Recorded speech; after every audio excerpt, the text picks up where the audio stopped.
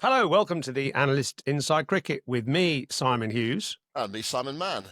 And we're happy to be joined today by Deep Dasgupta as well, who's been on this podcast before, the former India batsman and wicketkeeper, and a man who's going to be commentating on the IPL. And that's what we're going to look ahead to today. It starts tomorrow, and we want to cover the whole idea of the IPL, why it's interesting to English listeners and viewers, who the English players are involved, who are the players to look out for, and generally a bit about the extravaganza of the IPL. Deep, you're already laughing because, I mean, you know it well. Yeah. Why should we be interested in the IPL in England with the county season 10 Right. days away? For me, I think it's the best franchise cricket around the world. If you want to watch T20 and in the absence of international cricket, is the closest that you could get to international cricket, where quite literally the best plays the best, and with the best, at least in this format. So that is one. Secondly, I think it's a brand of cricket which has a lot of entertainment as well. So we tend to call it cricketainment, and that's what IPL is. There's a lot of drama, a lot of entertainment, and obviously there's a lot of brilliant cricket as well involved. Yeah, actually, you say cricket entertainment. I mean, actually, I remember the creator of the IPL, Lalit Modi, used a similar word. He called it sportainment. And it was the first time that certainly Indian cricket and cricket in general had experienced the mix of brilliant cricketers and sort of Bollywood Yeah. and music and dancing and fireworks. And I remember the Yeah. first ever game, 2008, which I was actually at. And, it was extraordinary. It was a mixture of sort of circus and sport. And I guess it's just gone from strength to strength. Well, absolutely, no two ways about it. I think if you, there was a time after 5, 6 years, you're like, maybe we've had enough of IPL, but it never ceases to amaze you. I mean, every season something new comes up. And last couple of seasons, obviously, we're looking at something kind of a transition from, the likes of Virat and Rohit and, MS and all these guys moving on to, if you look at the captains this year, and you'll kind of see the change that is happening, the transition that is happening. A lot of new guys coming in as captains, as leaders, like Shreyas and Rishabh and Patidar. All these guys, the next generation of guys are coming in. So you can actually see from one generation and coming on to the next one now.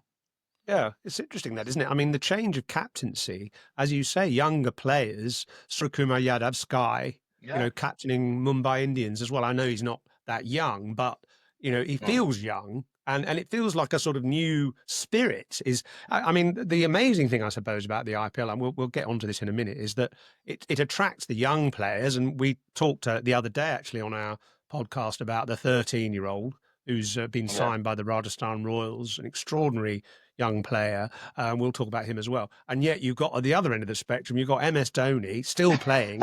And I noticed he's 44 in July. Amazing. It is amazing. I think what has also helped is this rule of the impact sub. I think that helps.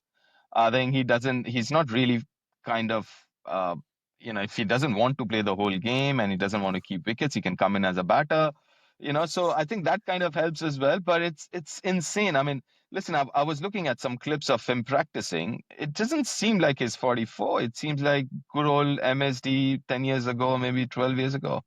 It's like Jimmy Anderson, isn't it? I mean, you don't feel he's 40 odd either. I think, if you look after yourselves, as clearly Dhoni and Anderson do, and I suppose there's a lesson there in this, the only cricket Dhoni plays now, isn't it? The IPL. So once a year for 2 months, they let him out again, and then he disappears off into the wilderness and does whatever he does. And Jimmy's the same almost. They were wheeling him out for test matches and nothing else. So you can sort of preserve your youth a bit, maybe. But I think it's because Jimmy and MS are very different kind of players, and they think differently. Otherwise, if you look at it, a lot of people did try and play just the IPL or just play franchise cricket and not play the other formats or domestic cricket or international cricket. But it generally hasn't worked. I mean, a lot of legends in the past have tried to do that. I think Sangha and Haydos and Gilly, all these guys tried to do that after retirement, play another year of franchise cricket, but it hasn't worked out. But for someone like MS and Jimmy, I mean, they are very, very different. And maybe that's got to do with how maybe, they think about their game. I mean, MS is a Yeah, great example because even when he was playing, he would practice, but not as much as some of the others. A lot of his cricket is between the 2 years. And that's where I think he's still surviving because of it's that. amazing, actually. I mean, you're absolutely right because I can remember, watching him practice, and he doesn't practice his keeping. Quite Yeah, often, he just does he bowls a few balls, doesn't he, on the practice yeah, pitch or whatever, and yeah, then disappears off into the dressing room. I mean, he's someone who has perfected the art of playing a full part in a game without expending much energy. Because he doesn't. I mean, I know he's quick between the wickets, but he doesn't run that many. He still hits some big boundaries, and keeping yeah, wicket, he's not the sort of rushing around type of yeah, energizing keeper. He's sort of silent in the background and then does a little wicked little backhanded flick at the stumps to run somebody out. And captain, he never looks as yeah. if he's too stressed or anything. So he's kind of an amazing enigma, I suppose. He is, and to be fair, I mean, especially with his keeping, when I look at him first few years, I'm like, he's obviously not orthodox. He's not from the coaching manual. It's very different. And then you kind of get deeper into his technique, and then you figure out his basics are so good. And then you kind of start questioning the age-old uh, adages about keeping, age-old thought processes about keeping. Do they really that important? For example, I think the myth was footwork, right? You've got to be mobile, you got to keep moving all the time as a keeper. But then if you think about it, you don't really have to in the offside when you, especially keeping against, let's say, a spinner. It's half a step, not more than half a step. If it's down the leg side, it's maybe a step and a half. That's all you need to move. Even for seamers, like simple as crouching down. I mean, look at keepers nowadays. They don't crouch all the way down. They just go to around a semi-squat position, and that's about it. They don't squat all the way down like people, as in keepers, have done for over 100 years. So I think then you start thinking, maybe he's got it right. Maybe all of us didn't get it right. Is the cricket has it become more important now than at the start? You talk about it being sort of cricktainment. Is the cricket more and more important now? Is it rather than all the periphery stuff? That is so true. I completely agree with that. I think you needed it to create the brand of cricketainment or create the brand of IPL.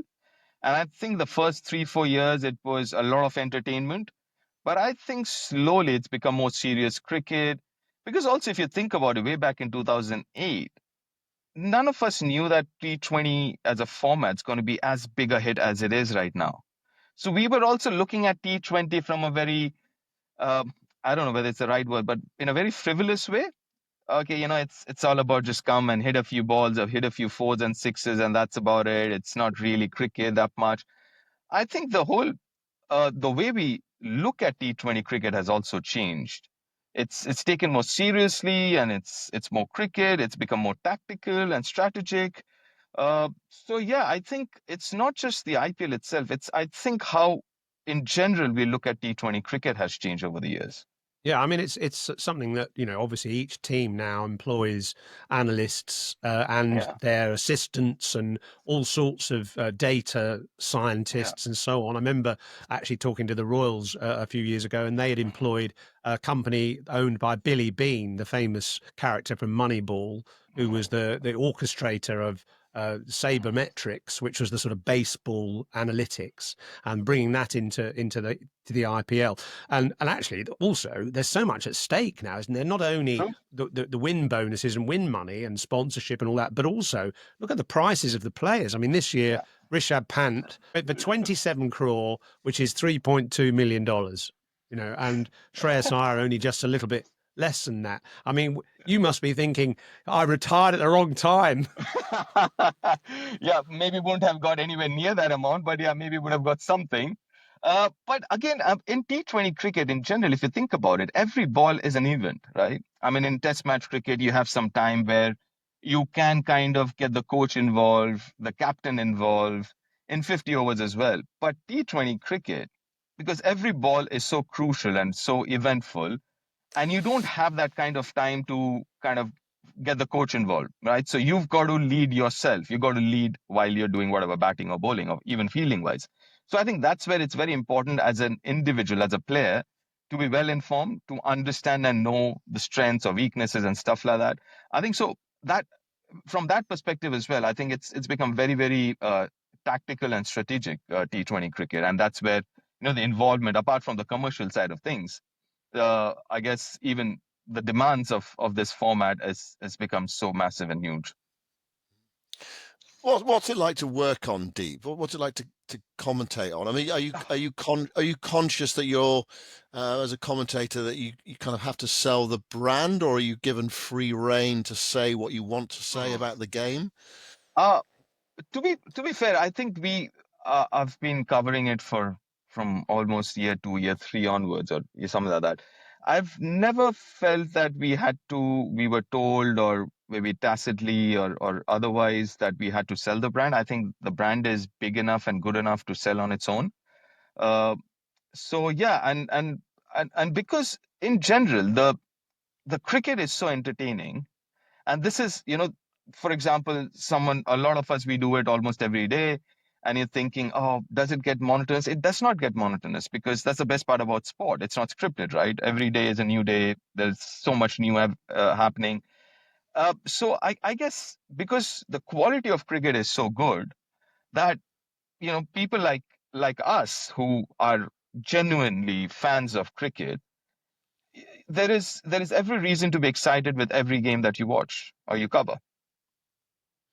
Are you is it, once you get on the IPL roller coaster, is it kind of relentless for a couple of months? Yeah. I mean, you're going to be, I think your first game is late March, isn't it? Something like that. And then is it just full IPL from then on? Travel, watch? It's full IPL. There are times when you forget which city you're in, what's your hotel room number. There quite a few times you go to the reception and you're like, can you please tell me my room number? Can you please tell me the city I'm in? Yeah, exactly. And that's happened with me. I've called up my wife and she's like, where are you? I'm like, I'm thinking. It's taken me a good 15, 20 seconds to think which city I'm in.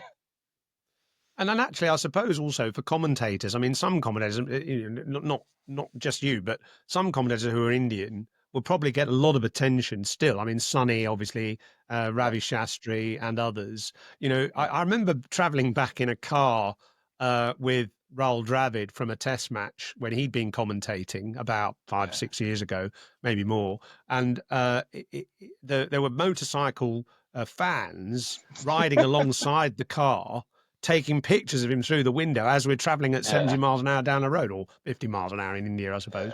And so the attention that even the commentators get is pretty amazing, isn't it? It is. And that's what IPL does, actually. I mean, IPL, the viewership is very unique. It's not just the normal and usual cricket watchers. You have that is a part of the subset. But if you think about it, you've got people who generally don't watch cricket. You have housewives, you've got children, who are all involved, because it's a fervor. It's like a fever. It just grabs you for those 2 months. And the biggest challenge, and I've been thinking about it, and I still can't get my head around, for something which happens every day for 2 months, it still manages to be equally watchable right through that period of time. Generally, you have, first week, you're like, it's IPL coming, and then it kind of fades. It doesn't. It just right through those 2 months, the fever is right up there.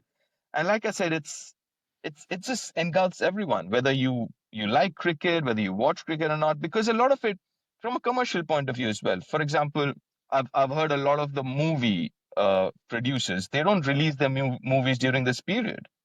So if you think about it, that ecosystem has grown to that extent that other sources of entertainment like movies and stuff, they don't get released during that period. So you have only IPL. You don't have anything major that is happening in those 2 months.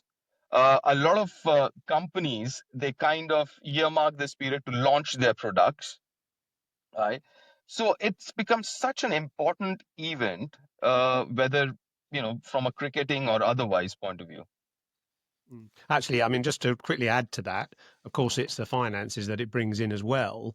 And I think now it's been regarded as the richest per minute sporting entertainment in the world because, you get, 4 or 5 hours worth of cricket. I know it sort of we'll talk about this in a minute, how it's going to extend beyond midnight and everyone's exhausted by the time the game ends.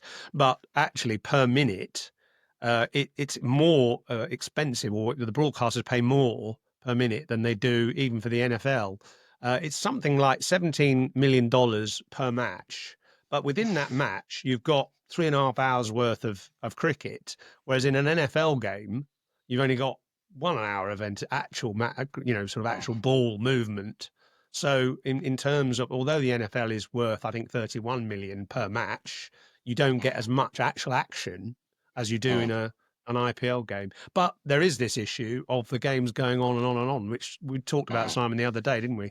Well, it's an interesting thing, actually. I mean, you talked about Suryakumar Yadav being the captain of Mumbai Indians. He's only the captain of Mumbai Indians for the first game. Hardik Pandya is the captain of captain of Mumbai Indians, but he's been banned for the first match because of slow over rates in the last tournament. And I think it kind of took him a little bit by surprise. So he suddenly discovered he's banned for the first match. But he had 3 offences. And I think one of the interesting things about watching the IPL is there's so much to admire. One of the things not to admire, actually, is the slow pace of the game. The over rates are actually slower than Test cricket. People say, "Oh, yeah, Test cricket's quite slow," but actually, the IPL is the slowest form of cricket. I mean, I find that it's kind of like perverse, really. You think of the IPL as being, hard hitting and all the top players playing and all the razzmatazz, all the excitement, and yet it actually moves quite slowly. I think I was wondering, do you think there is a move to try to speed it up, or is it just that people just say, well, people watch it, whatever, if they got to stay up till midnight or midnight 30 or whatever,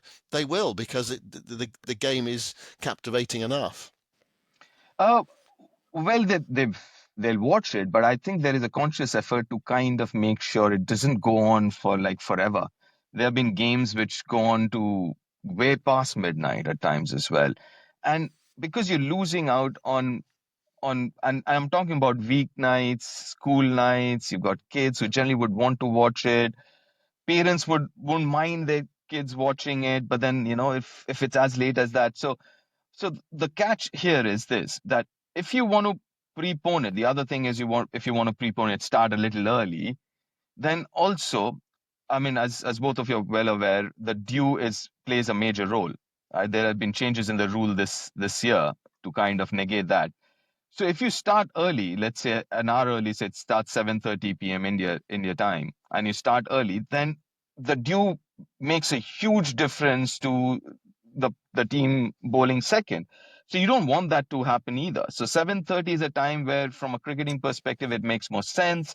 But then you also don't want the games to go on forever for four and a half hours. I think there is a conscious decision from the board's point of view, the broadcaster's point of view, to kind of try and keep it as short as possible.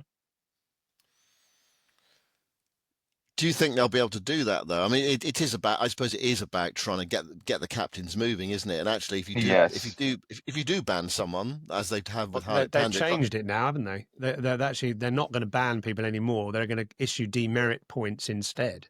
So I don't know if that's weakening the powers of the match referee, I suppose. As ever, players have all the power, basically. But having said that, listen, if those are followed properly, those rules, then demerit would be like you have in the ICC as well. So you have a couple of them, then you're banned, or whatever it is. If the problem is the execution bit. If you execute it, then I think it's fine. If you're strict about it, I think it should be all right. And I think you've got to keep that in mind. You can't possibly just go on. I mean, I know there's high pressure, a lot at stake and stuff like that. Because there are a couple of other rules that had been introduced. For example, the head high wides will go to Hawkeye or the third umpire. So, you don't have to kind of wait for it or, argue about it and all of that. That's going to be handled by it's automatic, like the no ball, balling, right. almost, right? You've got that already, kind of thing. I mean, what are the reasons why it's so slow? Can you explain that? Is it the time it takes to set the field for different batsmen? When you have a free hit, or just the general kind of, what is it that takes? Because the batters get out there quite quickly. don't they? Yeah. When there's a wicket, there is a bit of delay, I suppose, an advert break to wait till the advert break has finished for the next batsman to face a ball. I mean, what do you reckon are the kind of main delays? So for me, I would be obviously the time between overs. And what generally happens is franchise cricket, you not really have spent enough time with your bowlers or your teammates. So you kind of thinking twice. If you're, for example, in international cricket, you know everyone else. You have very fixed plans. This guy's going to come and bowl in the 17th over, 16th over. You have kind of a template. But if in franchise cricket, not just IPL, I guess it's all over the world, it's very difficult to kind of build up that rapport over just a month's time or month and a half time. So at times you're thinking about it, who's the right bowler, and like we all agree, there's so much at stake, you don't want to get it wrong. One over can dictate your fortune for the rest of the season. So you've got to be careful what you do it. But having said that, at times, I guess the umpire should also take that call and be a little more stricter on the fielding captain, especially. Let's talk about some of the kind of individual stories within the IPL. I think one of the fascinating things from a distance is Shreyas Iyer, who played last year for the team that won the competition, KKR. This time he's playing for Punjab, and I made the comment the other day that Punjab is the franchise where sort of IPL players go to die. Really, they are so unsuccessful. They have been so unsuccessful. So you've got a guy who was Ben Maxwell's not going to be happy about you saying that. But you know what I mean. I don't mean that. I don't mean that literally. I just mean that you do that they don't. They haven't had. They've had so little success. You've got they've got the guys right that who played for the winning side last year. Star players gone to Punjab, and amazingly you've got Ajinkya Rahane who's going to the champion team. Yeah. As captain, he kind of looked finished 2 or 3 years ago. He looked finished, but so you've got that sort of strange situation. How just explain how that's happened. So obviously before there was this mega auction. So every year you have the smaller auctions. Every third year you have the mega auction, but you're only allowed to retain a certain number of players. And I think obviously that the retention happens between the player and the franchise in terms of, the financial or the commercials involved. As far as I know, I think the fallout was from a commercial point of view. I think what Shreyas wanted, KKR didn't agree to it, and so on and so forth. I think that's what I've heard. So he had to move on, and which he did. And I understand when you talk about Punjab on those terms, but I just get a feeling this year could be different, especially with Ricky being at the helm of affairs there.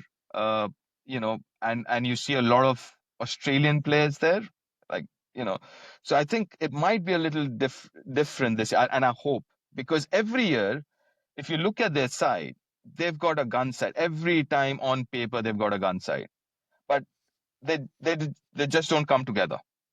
But I just have a feeling with Ricky leading the show there, might be a different case this year. So you say that. I mean, Ricky Ponting always talks a good game, and he's a brilliant commentator, and obviously he's a brilliant coach. But he's been at Delhi Capitals, and I know when the season started, I think either last year or the year before, Delhi Capitals were doing really well, and he was looking pleased as punch, and then gradually they sank down the table and ended up kind of almost without trace there. So there's a bit of Ricky Cam goes on as well. A bit like Mickey Cam, Mickey Arthur when he was coach, wherever he's coaching. You can always see what's going on in the game from his expression. I think we got a bit to Ricky Cam as well, and there eventually, and there was that sort of that face that was looking like thunder most of the time. He actually still wants to get out there and play, doesn't he? Yeah, you can tell. He does. Yeah.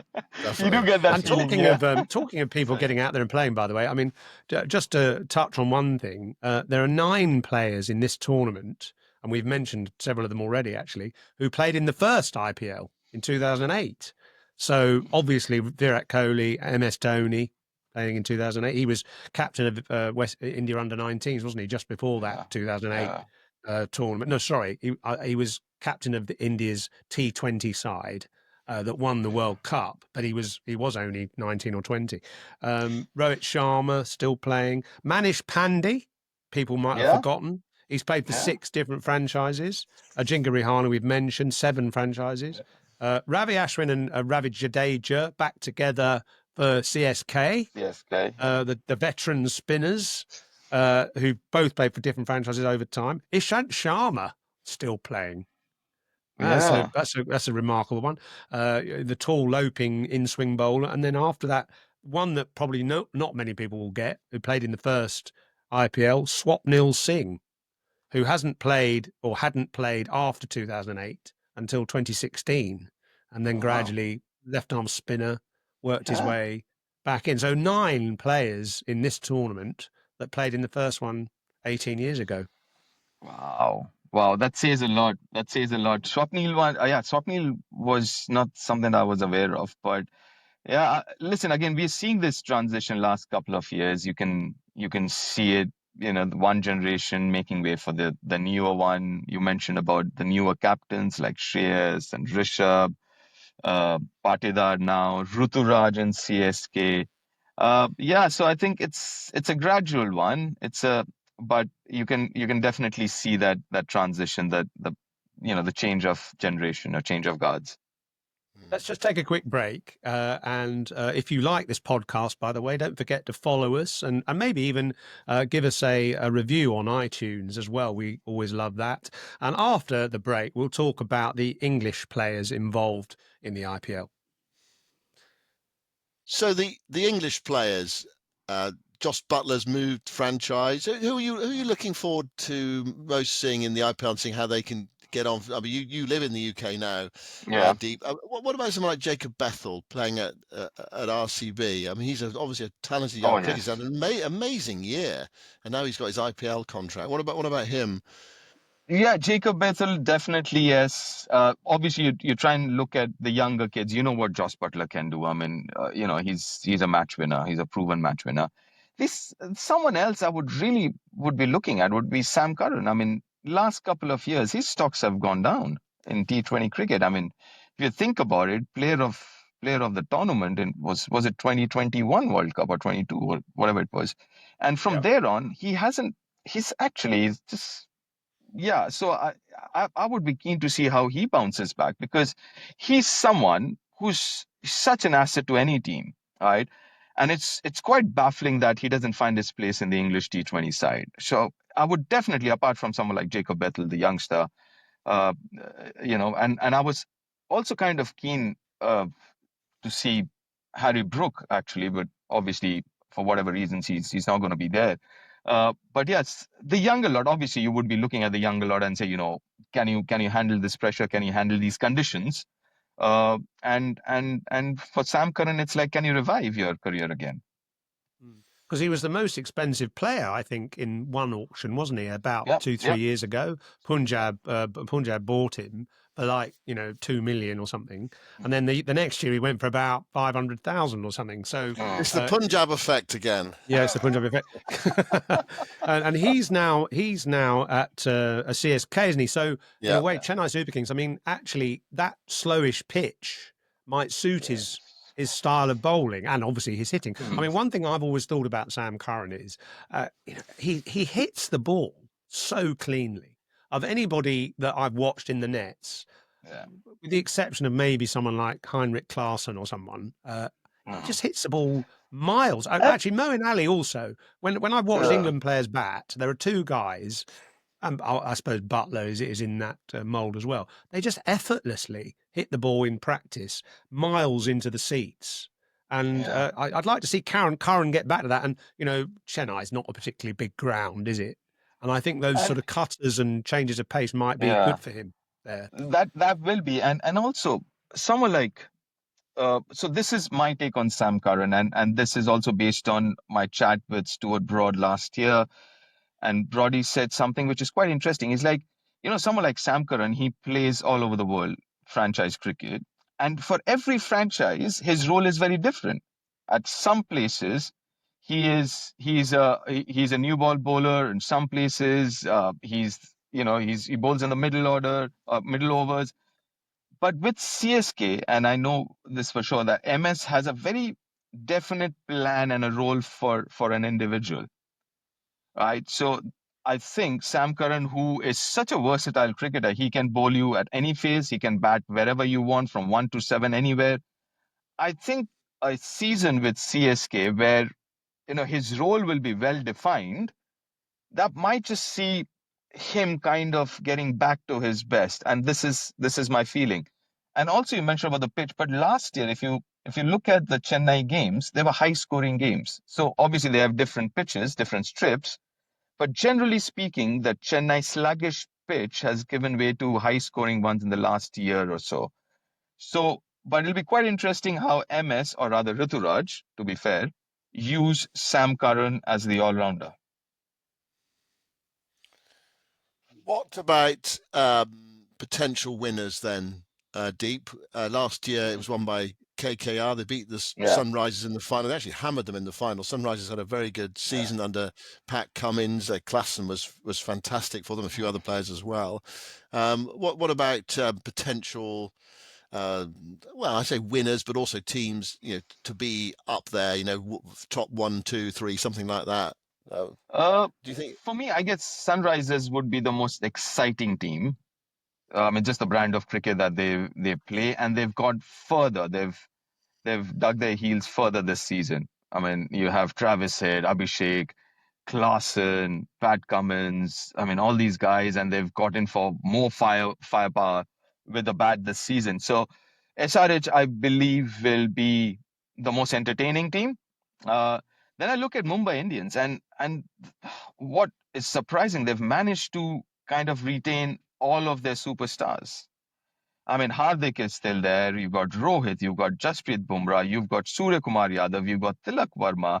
They've managed to actually now get Trent Bolt as well. So I know Jasprit Bumrah might not be available for the first 2-3 games, but can you imagine Jasprit Bumrah and Trent Bolt, starting bowling for MI? The one player they haven't managed to retain, I think, is Quinton de Kock, who was quite a mainstay, wasn't he? And that's a Rohit Sharma, Quinton de Kock opening partnership was pretty dynamic.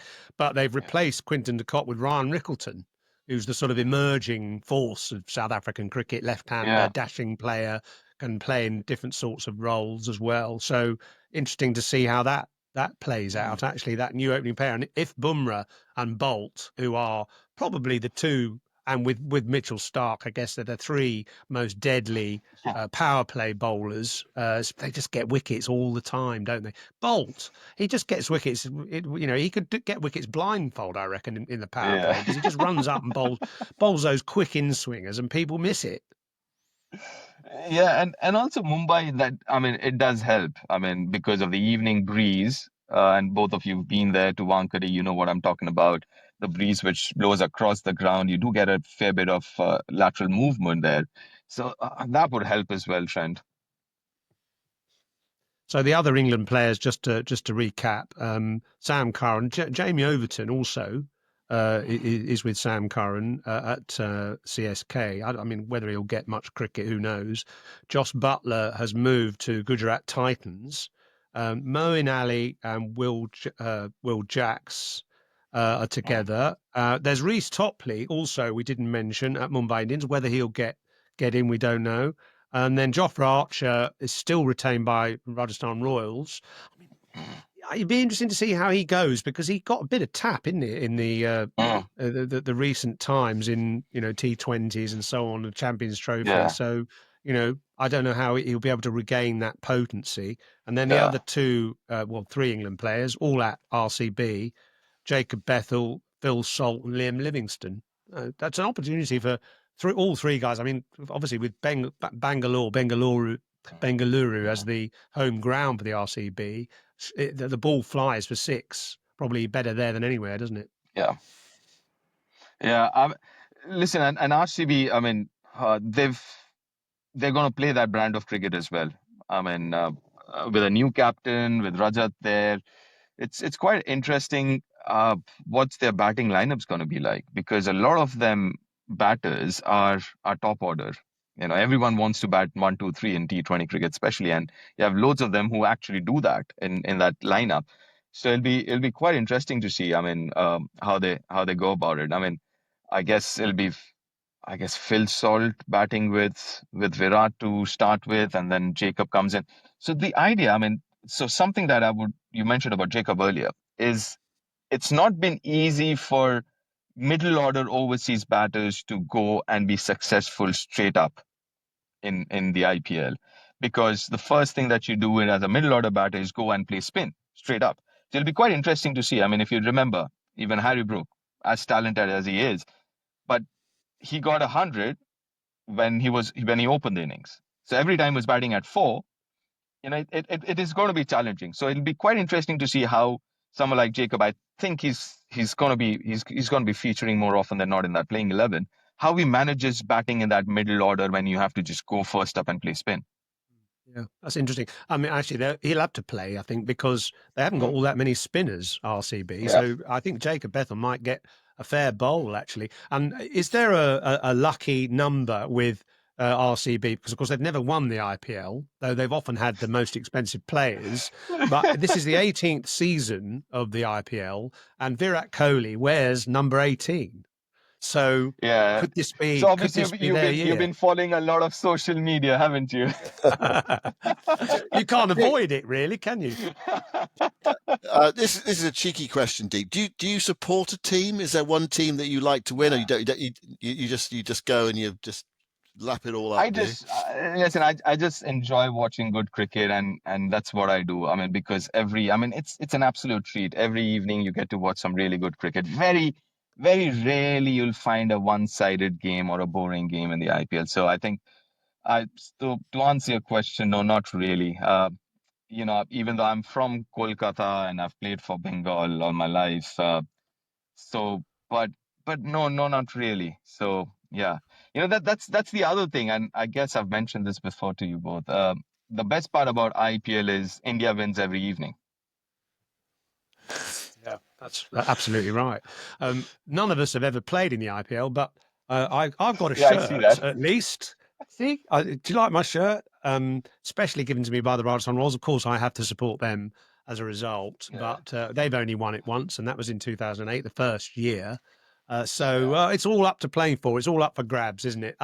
Well, we'll keep posting with you, Deep, and we'll keep touching base with you to find out how it's going and get the flavour of the IPL from India itself. Sure. And Simon, you're commentating on the first match, aren't you? Yeah, we're covering it from London and Salford. So we've got about 40 matches on the BBC, starting with the game KKR and RCB tomorrow. But you're actually heading out, Deep, aren't you? What's your first game?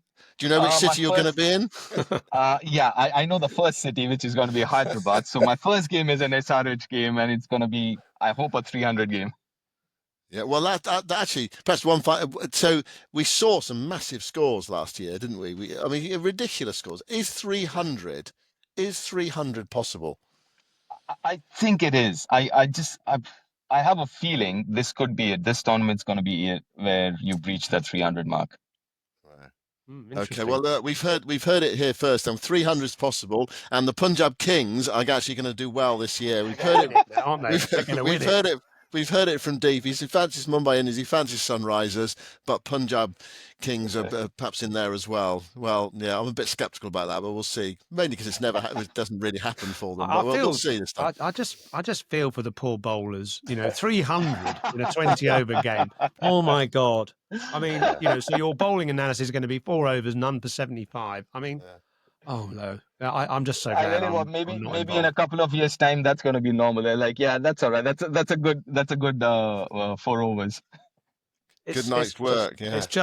It's totally demoralising. I think you should just have bowling machines up from now on. Forget about real bowlers, Hughes. It's completely inhuman the way they've been treated. Right. Anyway, we'll draw it to a halt and we'll see what happens. We'll probably get some really low scores now, actually, with sort of those spinning pitches and mysterious spin bowlers and so on. Anyway, I'm looking forward to it, actually. I'm going to dip in and out of it, as I'm sure, Simon, you are. And Deep, thanks for your time. Very interesting to hear all that stuff. And we'll be back to speak to you in due course. So that's it. We'll be back again later in the week for more cricket conversation. Thanks very much for listening from all of us. Thanks for listening. Goodbye for now.